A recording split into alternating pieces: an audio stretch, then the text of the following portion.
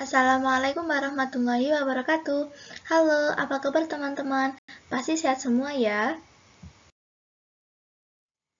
Presentasi kali ini akan disampaikan oleh kelompok 10 yang beranggotakan Fakih Panji Muslim, Indah Puspita Lestari, dan Nabila Iva Salsabila. Materi yang akan disampaikan pada presentasi kali ini yaitu yang pertama pendidikan melalui sastra, yang kedua pendekatan ekspresif, dan yang ketiga pendekatan objektif. Di sini, saya Indah Puspita Lestari akan menjelaskan mengenai pendidikan melalui sastra. Pendidikan melalui sastra. Pendidikan melalui sastra meliputi kurikulum 2004 dan 2013, pembelajaran sastra untuk kecakapan hidup, pendidikan menyeluruh dan kemitraan, serta model pembelajaran sastra. Yang pertama adalah kurikulum 2004 dan 2013. Tujuan pembelajaran mata pelajaran bahasa dan sastra Indonesia bidang sastra dalam kurikulum 2004 adalah yang pertama, agar peserta didik mampu menikmati dan memanfaatkan karya sastra untuk mengembangkan kepribadian, memperluas wawasan kehidupan, serta meningkatkan pengetahuan dan kemampuan berbahasa. Kemudian yang kedua, agar peserta didik dapat menghargai dan membanggakan sastra Indonesia sebagai khasanah budaya dan intelektual manusia Indonesia. Tujuan-tujuan itu dijabarkan ke beberapa kompetensi sebagai berikut. Yang pertama, kompetensi mendengarkan sastra.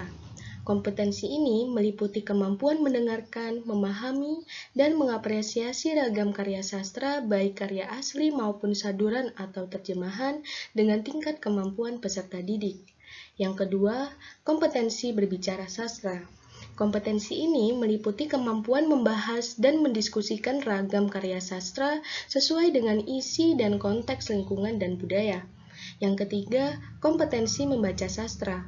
Kompetensi ini meliputi kemampuan membaca dan memahami berbagai jenis dan ragam karya sastra, serta mampu mengapresiasi secara tepat. Yang keempat, kompetensi menulis sastra. Kompetensi ini meliputi kemampuan mengekspresikan karya sastra yang diminati dalam bentuk sastra tulis yang kreatif, dapat menulis kritik dan esai sastra berdasarkan ragam sastra yang sudah dibaca. Yang kelima, kompetensi intelektual. Kompetensi ini meliputi kemampuan berpikir dan bernalar, kreatif dan inovatif, memecahkan masalah, dan mengambil keputusan strategis yang mendukung kehidupan global.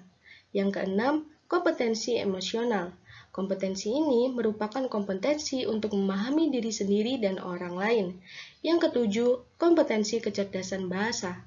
Kompetensi ini meliputi kemahiran wacanaan, kemampuan menguasai sarana komunikasi mutakhir, menguasai suatu bahasa, bekerja sama, dan membangun hubungan-hubungan dengan pihak lain yang mendukung kehidupan global dalam satu sistem dunia. Yang kedelapan, kompetensi kinestetis vokasional.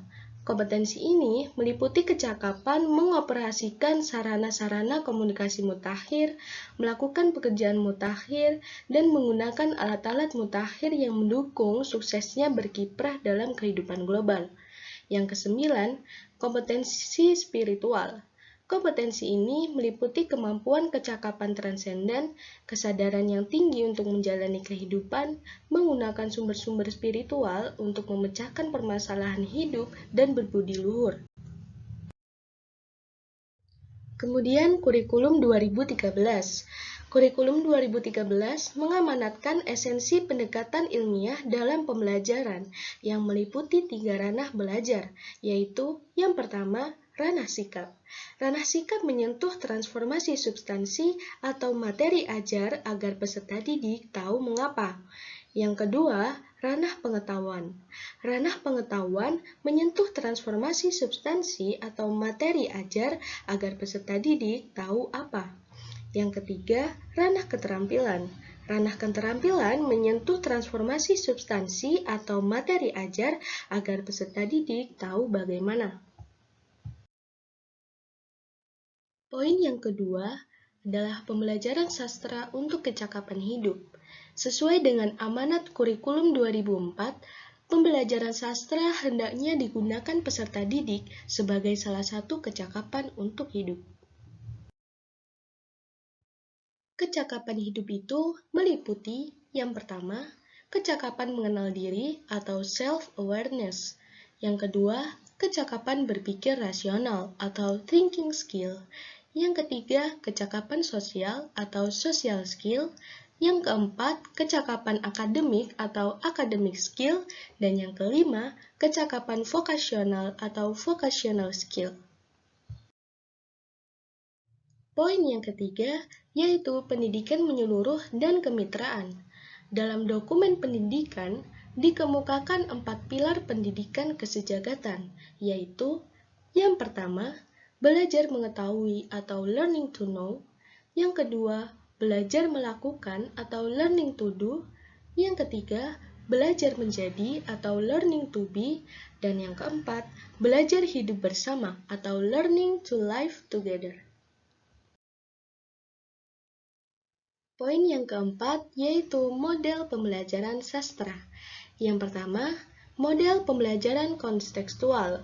Model ini membuat peserta didik dapat menghubungkan mata pelajaran dengan situasi dunia nyata, baik sebagai individu, anggota keluarga, dan masyarakat. Yang kedua, model pembelajaran kooperatif adalah suatu metode pembelajaran yang menekankan pada sikap atau perilaku bersama dalam bekerja. Dengan kata lain, pembelajaran dilakukan dengan membuat sejumlah kelompok dengan jumlah peserta didik 2 hingga 5 anak yang bertujuan untuk saling memotivasi antar anggotanya untuk saling membantu agar tujuan dapat tercapai secara maksimal. Yang ketiga, model pembelajaran terpadu merupakan suatu pendekatan dalam proses pembelajaran yang secara sengaja mengaitkan beberapa aspek baik dalam intra mata pelajaran maupun antar mata pelajaran. Yang keempat, model pembelajaran aktif adalah proses belajar di mana peserta didik mendapat kesempatan lebih banyak untuk melakukan aktivitas belajar berupa hubungan interaktif dengan materi pelajaran sehingga terdorong untuk menyimpulkan pemahaman daripada sekedar menerima pelajaran yang diberikan. Yang kelima, model pembelajaran berbasis proyek, yaitu metode pembelajaran yang menggunakan proyek atau kegiatan sebagai media. Di sini, peserta didik melakukan eksplorasi, penilaian, interpretasi, sintesis, dan informasi untuk menghasilkan berbagai bentuk hasil belajar. Yang keenam, model pembelajaran berbasis masalah adalah suatu pendekatan pembelajaran yang menggunakan masalah dunia nyata sebagai suatu konteks bagi siswa untuk belajar tentang cara berpikir kritis dan keterampilan pemecahan masalah, serta untuk memperoleh pengetahuan dan konsep yang esensial dari materi pelajaran. Yang ketujuh, model pembelajaran interaktif dinamis. Yang kedelapan, model pembelajaran kuantum, yaitu metode belajar yang mengajak siswa belajar dalam suasana yang lebih nyaman dan menyenangkan, sehingga siswa akan lebih bebas dalam menemukan berbagai pengalaman baru dalam belajarnya. Selanjutnya akan dijelaskan oleh rekan saya. Sebelum ke materi selanjutnya, pada bab 9 yaitu kajian dan aliran sastra, terdapat beberapa pendekatan dalam kajian sastra, yaitu ada 4 pendekatan. Yang pertama, pendekatan ekspresif, yaitu pendekatan kajian sastra yang menitik beratkan pada penulis. Yang kedua, pendekatan objektif, yaitu pendekatan kajian sastra yang menitik beratkan pada karya sastra. Yang ketiga, pendekatan mimetik, yaitu pendekatan kajian sastra yang menitik beratkan pada kajian terhadap semesta atau alam. Dan yang keempat, pendekatan pragmatik, yaitu pendekatan kajian sastra yang menitik beratkan pada bacaan. Selain dari keempat pendekatan kajian di atas, ada juga pendekatan yang lahir akibat interdisipliner antara ilmu sastra dengan ilmu lain, seperti munculnya sejarah sastra, sosiologi sastra, psikologi sastra, sastra religi, dan kajian sastra feminis. Saya sebagai Nabila Iva akan menjelaskan materi tentang pendekatan ekspresif. Pendekatan ekspresif adalah pendekatan kajian sastra yang menitikberatkan kajiannya pada ekspresi perasaan atau temperamen penulis. Pada abad ke-18 pada masa romantik, perhatian terhadap sastrawan sebagai pencipta karya sastra itu menjadi dominan karena pendekatan kajian ekspresif tampak menonjol pada bagian psikologi pengarang dan sosiologi pengarang. Adapun pendapat dari beberapa ahli tentang pengertian karya sastra dalam pendekatan ekspresif. Yang pertama, menurut Salden tahun 1965 halaman 52 pada bukunya menyatakan bahwa karya sastra adalah anak kehidupan kreatif seorang penulis dan mengungkapkan kepribadian pengarang. Yang kedua, menurut Junus tahun 1985 halaman 2 pada bukunya menyatakan bahwa karya sastra tidak akan hadir bila tidak ada yang menciptakannya, sehingga pencipta karya sastra sangat penting kedudukannya. Maka dari itu, setiap teks yang ditulis selalu ada tujuannya, sehingga hanya sastrawanlah yang menentukan apakah teks yang ditulisnya itu termasuk sebagai sebuah karya sastra atau bukan. Dan karya sastra juga tidak bisa dikaji dengan mengabaikan kajian terhadap latar belakang sejarah dan sistem sastra. Jadi, karya sastra pada hakikatnya adalah tuangan pengalaman penulis, sehingga informasi tentang penulis memiliki peranan yang sangat penting dalam kegiatan kajian dan apresiasi sastra. Dalam pendekatan ekspresif, penilaian terhadap karya seni lebih ditekankan pada keaslian dan kebaruan. Mengapa seperti itu? Karena penilaian sebuah karya seni sebagian besar bergantung pada kabar kebaruan dan penyimpangannya terhadap karya-karya sebelumnya. Kebaruan yang dimaksud dalam kebaruan karya sastra adalah sesuatu yang baru yang dianggap lebih baik daripada yang lama. Selanjutnya, penerapan penilaian kebaruan. Penerapan penilaian kebaruan dan keaslian sudah menjadi dominan sejak zaman Renaissance. Mengapa seperti itu? Dapat dilihat dari penggambaran ciptaan Tuhan dan alam semesta yang menjadi model dan modal yang harus diteladani oleh seniman yang digantikan oleh ciptaan seniman itu sendiri. Atau ketika model dunia devolusi yang mengembalikan segala sesuatu ke ciptaan Tuhan yang asli yang digantikan oleh model evolusi. Sedangkan model evolusi sendiri merupakan ciptaan baru yang selalu menjadi kemajuan untuk karya sastra. Adapun alasan adanya keberatan dan kritik dari kaum formalis, strukturalis, dan pragmatik bagi pendekatan ekspresif. Alasan yang pertama yaitu pernyataan mengenai arti sebuah karya dan pernyataan mengenai niat penulis. Hubungan antara arti sebuah karya sastra dan penyataan niat penulis sangat erat kaitannya, karena memahami karya sastra berarti memahami apa-apa yang diniatkan oleh penulis. Niat yang dilakukan penulis bukanlah niat yang dinyatakan eksplisit oleh penulis mengenai rencana atau motif ataupun susunan karyanya, melainkan apa yang diniati oleh kata-kata yang dipergunakan dalam karyanya. Poin yang terakhir yaitu penggunaan pendekatan ekspresif dalam karya sastra. Tidak banyak ahli atau peneliti yang menggunakan pendekatan jenis kajian ekspresif dikarenakan adanya kekurangan pada kajian ekspresif yang dapat dilihat dari penelitian dan buku-buku tentang diri sastrawan yang masih sedikit.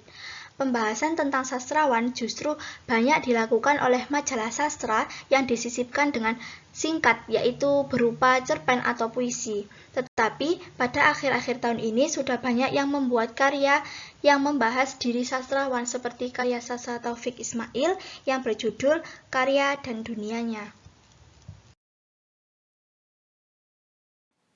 Baik, selanjutnya saya Fakih Panju Muslim. Di sini saya akan menjelaskan tentang pendekatan objektif. Pendekatan objektif dipelopori oleh kaum formalis Rusia dan strukturalisme Praha yang mendapat pengaruh langsung dari teori Saussure yang mengubah studi linguistik dari pendekatan diakronik ke sinkronik. Studi linguistik tidak lagi ditekankan pada sejarah perkembangannya, melainkan pada hubungan antar unsurnya. Masalah unsur dan hubungan antar unsur merupakan hal yang paling penting dalam pendekatan ini. Nurgianto, tahun terbit 2000, halaman kutipan 36. Aliran ini muncul dengan teori strukturalisme yang dikemukakan oleh antropolog Prancis, Claudio Lévi-Strauss. Teori ini dikembangkan dalam linguistik oleh Ferdinand de Saussure dengan bukunya Cos de Linguistique Générale. Dojo Suroto, tahun terbit 2006, halaman kutipan 33. Selanjutnya, pengertian pendekatan objektif. Pendekatan objektif adalah pendekatan yang memiliki perhatian penuh pada karya sastra sebagai struktur yang otonom. Karena itu, tulisan ini mengarah pada analisis karya sastra secara strukturalisme, sehingga pendekatan strategisme juga pendekatan objektif. Adapun pendapat beberapa para ahli tentang pengertian karya sastra dalam pendekatan objektif. Pendapat Semi, tahun terbit 1993, halaman kutipan 67, menyebutkan bahwa pendekatan lapisan awal juga pendekatan objektif, pendekatan formal, atau pendekatan analitik. Strukturalisme berpandangan bahwa untuk menggapai karya sastra secara objektif haruslah berdasarkan pemahaman terhadap teks karya sastra itu sendiri. Proses menganalisis diarahkan pada pemahaman terhadap bagian-bagian karya sastra dalam menyangga keseluruhannya. Dan sebaliknya, bahwa keseluruhan itu sendiri dari bagian-bagian. Oleh karena itu, untuk memahami maknanya, karya sastra harus dianalisis berdasarkan strukturnya sendiri, lepas dari latar belakang, sejarah, lepas dari diri, dan niat penulis, dan lepas pula dari efeknya para pembaca. Mengacu istilah Theo, tahun terbit 1984, halaman kutipan 134. Yang penting hanya close reading, yaitu cara membaca yang bertitik tolak dari pendapat bahwa setiap bagian teks harus menduduki tempat di dalam seluruh struktur, sehingga kait-mengait secara masuk akal. Pradokusuma, tahun terbit 2005, halaman kutipan 66. Selanjutnya, pendapat Jens Spix dalam Sonda, tahun terbit 2001, halaman kutipan 55, menjelaskan bahwa di dalam pengertian yang terkandung dalam 3 gagasan. Pertama, gagasan keseluruhan, dalam arti bahwa bagian-bagian menyesuaikan diri dengan seperangkat kaidah intrinsik yang menentukan baik keseluruhan struktur maupun bagian-bagiannya. Kedua, gagasan transformasi, yaitu struktur itu menyangkupi prosedur transformasi yang terus-menerus memungkinkan pembentukan bahan-bahan baru. Ketiga, gagasan mandiri, yaitu tidak memerlukan hal-hal dari luar dirinya untuk mempertahankan prosedur transformasinya. Sekaitan dengan itu, Aristoteles dalam Dojo Suroto, tahun terbit 2006, halaman kutipan 34, menyebutkan adanya 4 sifat struktur, yaitu order, amplitudo, komplesif, dan unit. Sejalan dengan konsep dasar di atas, memahami sastra strukturalisme berarti memahami karya sastra dengan menolak campur tangan dari luar. Ya, jadi memahami karya sastra berarti memahami unsur-unsur yang membangun struktur. Dengan demikian, analisis struktur bermaksud memaparkan dengan cermat kaitan unsur-unsur dalam sastra sehingga menghasilkan makna secara menyeluruh. René Wellek, tahun terbit 1989, halaman kutipan 24, menyatakan bahwa analisis sastra harus mementingkan segi intrinsik.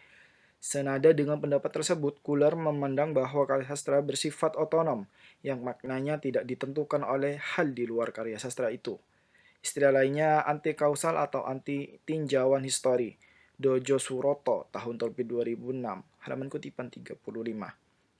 Pada intinya, teori strukturalisme beranggapan bahwa karya sastra itu merupakan sebuah struktur yang unsur-unsurnya saling berkaitan, sehingga unsur-unsurnya itu tidak mempunyai makna dengan sendirinya. Maknanya ditentukan oleh keterkaitan dengan unsur-unsur lainnya, sehingga membentuk totalitas makna. Adapun tujuannya adalah mendeskripsikan secermat mungkin keterkaitan semua unsur karya sastra yang secara bersama-sama sehingga menghasilkan makna karya sastra secara menyeluruh. Sebagai konsekuensi terhadap pandangan yang menganggap karya sebagai sesuatu yang otonom.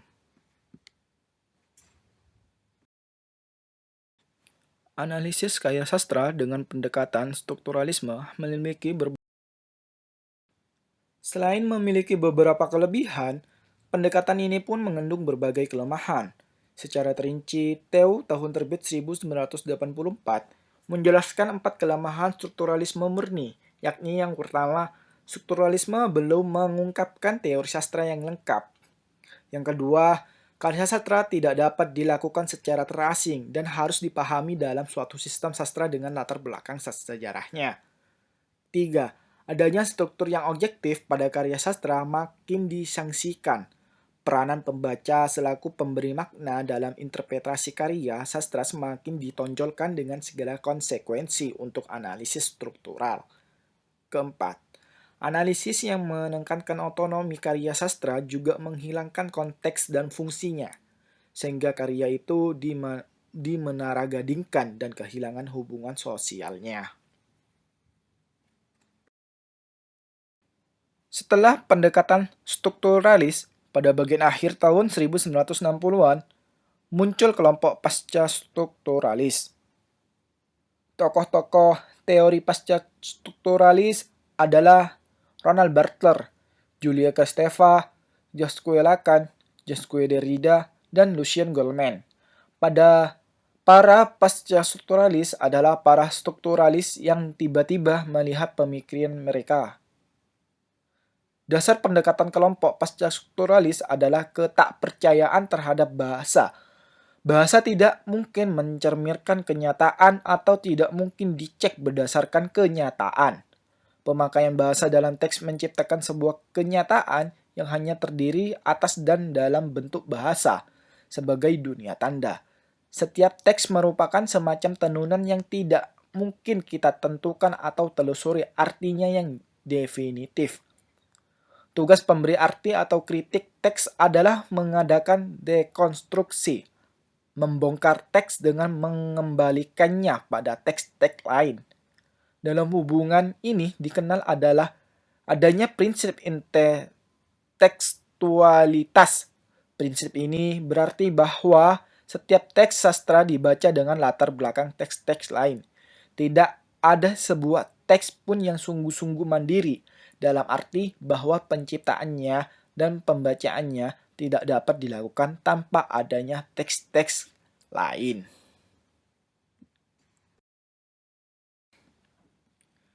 Dalam perkembangannya, muncul jenis strukturalisme yang lain seperti yang ditunjukkan oleh aliran strukturalisme genetik.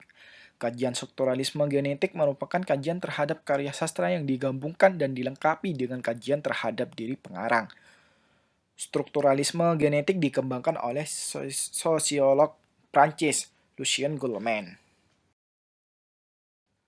Menurut Goldman, studi karya sastra harus dimulai dengan analisis struktur. Ia membatasi penyelidikannya pada novel yang mempunyai wira bermasalah atau yang disebut problematic hero, dan merupakan karya yang kuat, yang mempunyai kesatuan atau yang disebut unity, di samping keragaman yang disebut complexity. Menurut Goldman, struktur kemaknaan itu mewakili pandangan dunia penulis, tidak sebagai individu, tetapi sebagai struktur mental trans-individu dari sebuah kelompok sosial atau wakil golongan masyarakatnya. Atas dasar pandangan dunia penulis tersebut, peneliti karya sastra dapat membandingkannya dengan data-data dan analisis keadaan sosial masyarakat yang bersangkutan. Dalam arti ini, karya sastra dapat dipahami dari latar belakang struktur sosial tertentu, atau menerangkan karya sastra dari homologi, persesuaiannya dengan struktur sosial. Ada beberapa kelemahan strukturalisme genetik yang dirangkum oleh Yunus, tahun terbit 1986. Yang pertama, Goldman mengabaikan hakikat sastra yang mempunyai dunia dan tradisinya sendiri. Kedua, ciri karya sastra yang berhasil tidak hanya didasarkan pada kesatuan. Yang ketiga, konsep wira bermasalah hanya berdasarkan fenomena sastra Prancis. Yang keempat, sastrawan tidak hanya sebagai wakil golongan masyarakatnya, tetapi juga mempunyai pikiran sendiri dan melihat fenomena dengan cara pandangnya sendiri. Yang kelima, sastrawan tidak mungkin mewakili keseluruhan zamannya. Sekian dan terima kasih.